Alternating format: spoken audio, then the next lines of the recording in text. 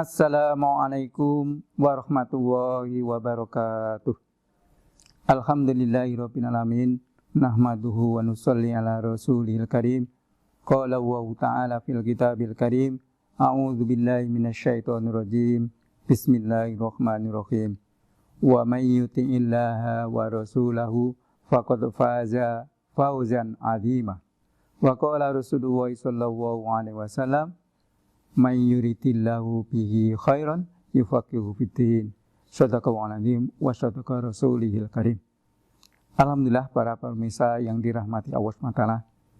Marilah kita senantiasa memanjatkan puji syukur kehadirat Allah SWT, yang mana Allah SWT telah memberikan anugerah nikmat yang banyak sekali.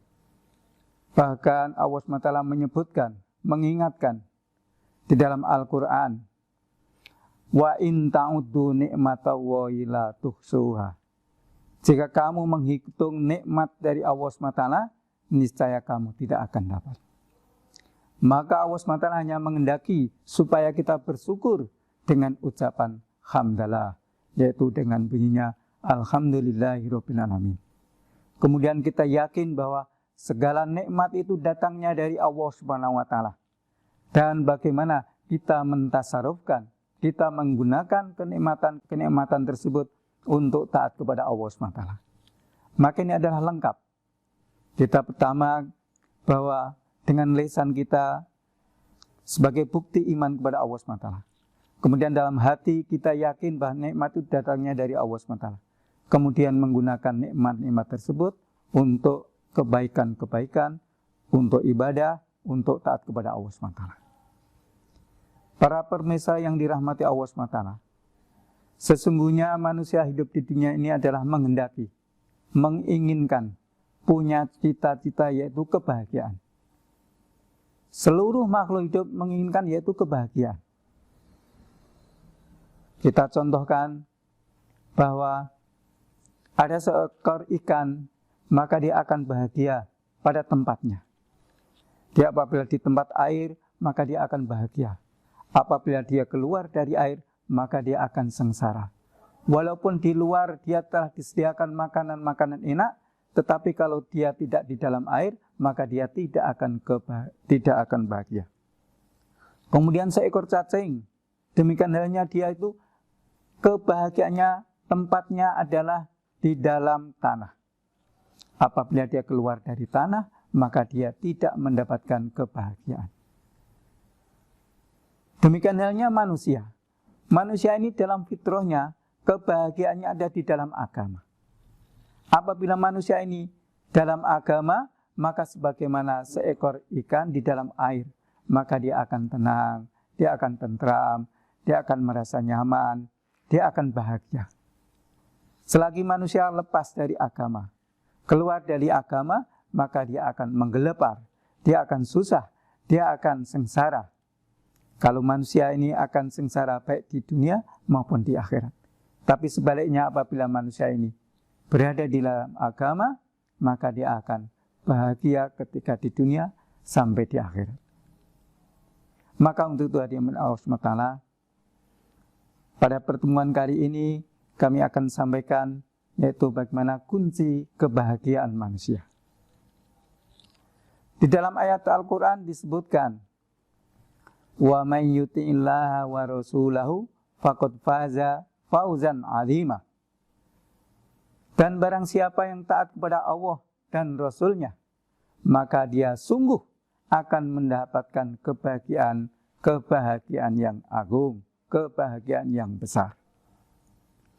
Ini Allah SWT yang mengucapkan, Allah SWT yang berfirman, yang memberitahu kepada manusia bahwa kunci kebahagiaan manusia ini apabila taat kepada Allah, taat ikut cara baginda Rasulullah Sallallahu Alaihi Wasallam.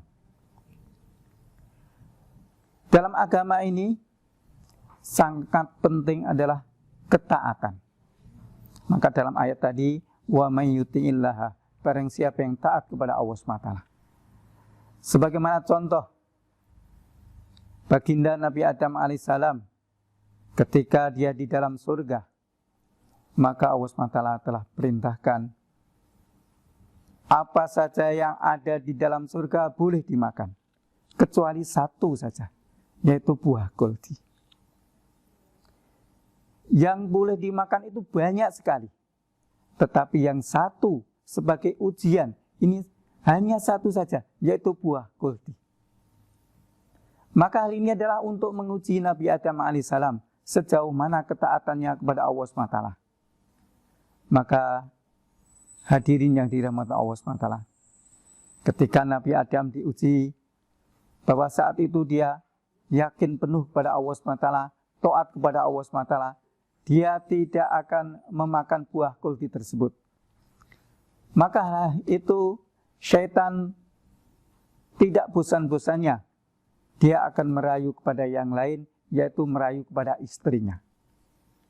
Maka dia datanglah kepada istrinya. Wahai Hawa, jika engkau memakan buah kuldi itu, maka kamu akan kekal di dalamnya. Maka dengan rayuan itu, ternyata Hawa sebagai istri Nabi Adam alaihissalam, maka dia tergiur.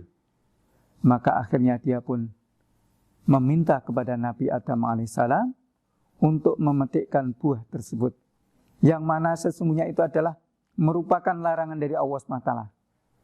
Namun menjadi fitrah manusia, yaitu seorang laki-laki cinta kepada wanita, maka dia bagaimana berusaha untuk memenuhi apa yang diinginkan seorang wanita yang dicintainya tersebut. Sehingga dia ini, Nabi Adam alaihissalam, berani melanggar perintah Allah SWT, memetikkan buah kuldi tersebut dan dimakan berdua. Akhirnya kedua-duanya oleh Allah SWT diusir oleh Allah SWT dari surganya yang penuh kenikmatan tersebut, dia berada di dunia. Maka yang dirahmati Allah SWT, bahwa ketaatan adalah sangat penting. Ketika Nabi Adam berada di dalam surga, maka akan diuji ketaatannya. Maka saat itu ketika taat, maka dia bersenang-senang di dalam surga. Namun dia ini menyalahi satu saja, tidak taat, yaitu memakan buah kuldi bersama dengan istrinya, akhirnya dia itu dikeluarkan dari surga. Ini adalah satu kesalahan di hadapan Allah SWT, yang mana Allah SWT telah menciptakan diri kita. Allah SWT telah menciptakan seluruh makhluk hidupnya, menciptakan seluruh apa yang ada di langit dan di bumi. Maka perasaannya bagaimana Nabi Adam alaihissalam ketika Allah SWT murka sehingga dia terusir dari surga. Maka ini yang dirahmati Allah SWT, bahwa ketika Nabi Adam dikeluarkan dari surga, maka kedua-duanya telah dipisah, telah diisolasikan satu dengan yang lain. Kita bayangkan, kita gambarkan, kalau Nabi Adam di timur, kemudian Hawa di barat, waktu itu tidak ada manusia kecuali hanya dua saja. Namun Allah SWT memberikan jalan, memberikan solusi.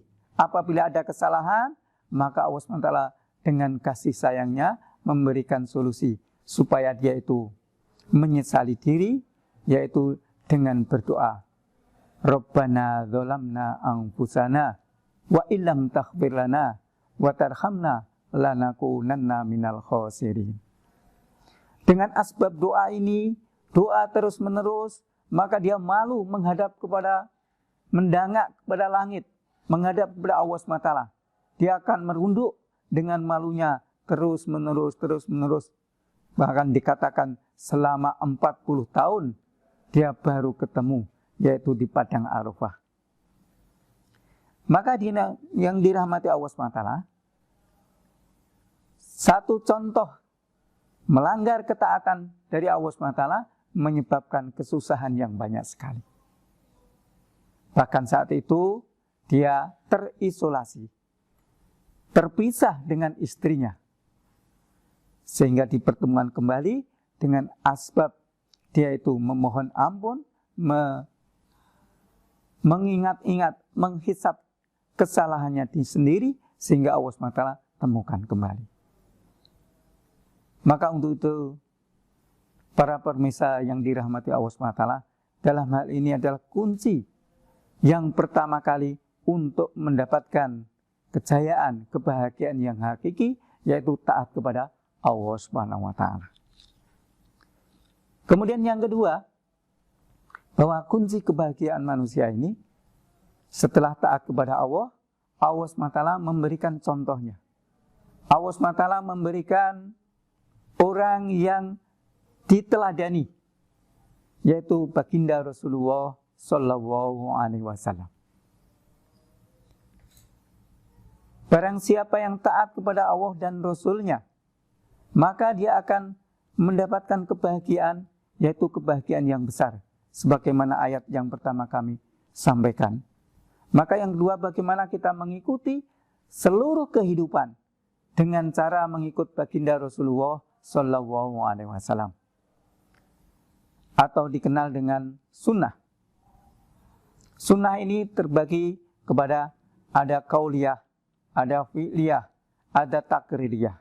Qauliyah adalah perkataan, pembicaraan, apa yang diucapkan Nabi. Fi'liyah, apa yang diamalkan oleh Nabi. Kemudian takririyah, apa yang ditetapkan oleh Nabi. Ini sunnah yang harus kita ikuti. Kemudian sebagian yang lain, ada yang membagi sunnah ini kepada 3 hal, yaitu sunnah surah. Surah adalah gambar wujud Nabi dari ujung rambut sampai ujung kaki. Ini apabila kita mengikut cara Nabi, maka dia akan mendapat kejayaan. Kemudian yang kedua adalah sunnah sirah. Sirah adalah perjalanan hidup Nabi.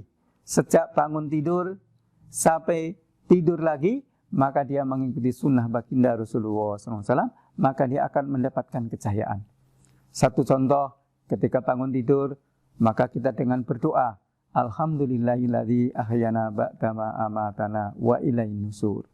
Kemudian dia akan berjalan ke kamar mandi atau ke toilet, maka dia akan masuk dengan berdoa. Yang mana kita sering kita baca atau kita lafalkan. Kemudian dengan kaki yang sebelah kiri. Kemudian di dalam toilet dia tidak berbicara atau dia membawa ayat. Ini semua diajarkan oleh baginda Rasulullah SAW supaya diikuti oleh umatnya. Ini adalah sunnah dari sisi, yaitu kehidupan perjalanan hidup baginda Rasulullah SAW.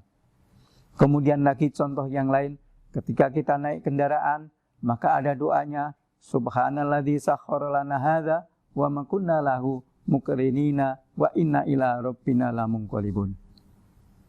Kemudian ketika apabila dia telah menaiki kendaraan sampai dia berdoa, Bismillahirrahmanirrahim, Allahu la haula wala quwwata illa billah. Maka hal itu semua adalah mengikuti cara-cara apa yang dicontohkan oleh baginda Rasulullah Sallallahu Alaihi Wasallam. Dengan demikian dia pun akan mendapatkan kejayaan, dia akan mendapatkan kesuksesan. Di balik ikut cara Nabi, maka di sana ada kejayaan, ada kesuksesan. Kemudian yang ketiga, sunnah yang ketiga disebutkan yaitu sunnah sariroh. Hal ini banyak orang yang tidak tahu atau belum mengetahui, yaitu sariroh kerisauan baginda Rasulullah Sallallahu Alaihi Wasallam. Bagaimana kerisauannya? Bukan urusan-urusan keduniaan, tapi dia akan merisaukan bagaimana kehidupan yang hakiki, kehidupan di alam kubur, kehidupan di alam mahsyar, kehidupan di alam surganya nanti. Maka dia sangat risau.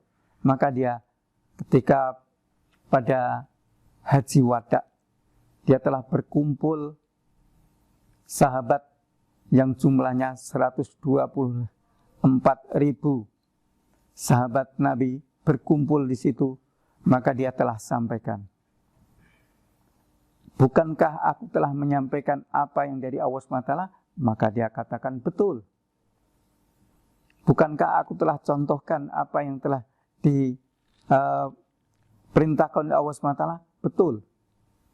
Maka dia pun risau bagaimana agar umat ini terselamat dari azabnya Allah SWT dan masuk ke dalam surganya Allah SWT.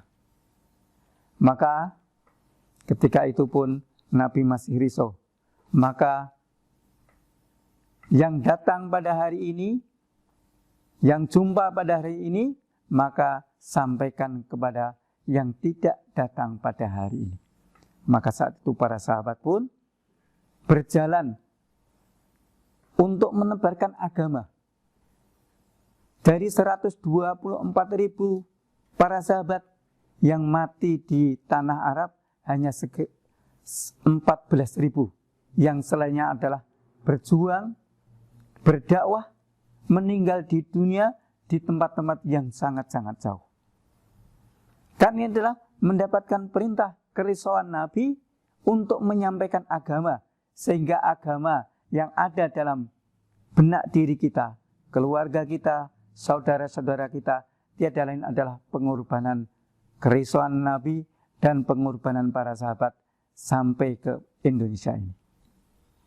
Maka pemirsa yang dirahmati Allah SWT, apabila kita mengikuti taat kepada Allah SWT, kemudian dia itu mengikuti cara baginda Rasulullah SAW, maka dia akan mendapatkan kejayaan. Suatu ketika para sahabat ini duduk bersama Nabi, maka dia telah menyampaikan apa yang ada dalam hatinya. Wahai Nabi, saat ini saya dan engkau bisa bertemu. Namun suatu saat kami nanti akan dipisahkan. Dan nanti di surga tentunya engkau akan berbeda dengan surga kami. Kami kalau di dunia saja tidak bertemu, maka sangat risau, sangat susah. Bagaimana nanti engkau ketika di surga, engkau berada di surga di atas, saya hanya di bawah. Berarti tidak bisa ketemu. Maka atas kerisauan kerisauan sahabat tersebut kepada Nabi, saat itu Nabi pun tidak bisa menjawab apa-apa. Sehingga saat itu Allah SWT menurunkan ayat, A'udzubillahi minasyaitonirrajim, Bismillahirrahmanirrahim. Wa man yuti'illaha wa rasulah fa'ulaika ma'allazina an'amallahu minan nabiyyin was-siddiqin was-suhada'i was-solihin wa hasuna ulaika rafiqah. Dan orang-orang yang taat kepada Allah dan Rasul-Nya. Dan maka mereka itulah orang-orang yang bersama-sama akan mendapatkan nikmat dari Allah SWT, yaitu golongan para nabi, golongan para siddiqin, golongan para syuhada, dan golongan para solihin. Wa hasuna ulaika rafiqah. Dan itulah teman yang sebaik-baiknya.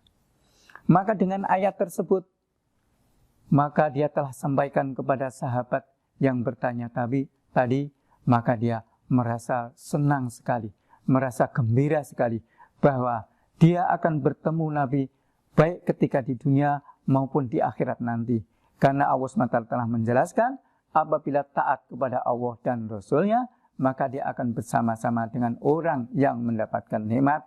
Sebagaimana di dalam Al-Fatihah, ihdinas siratal mustaqim, siratal ladzina an'amta alaihim. An'amta alaihim adalah orang-orang yang mendapatkan nikmat, yaitu para nabi, para siddiqin, para syuhada, dan para solihin. Dan itulah teman yang sebaik-baiknya.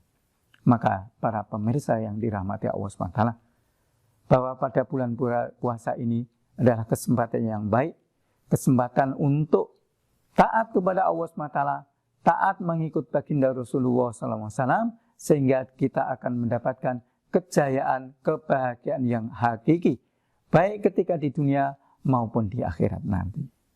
Demikian para pemirsa yang dirahmati Allah SWT, apa yang kami sampaikan, semoga kita dapat mengamalkan dan menyampaikan kepada yang lain. Wabillahi taufiq wal hidayah. Wassalamualaikum warahmatullahi wabarakatuh.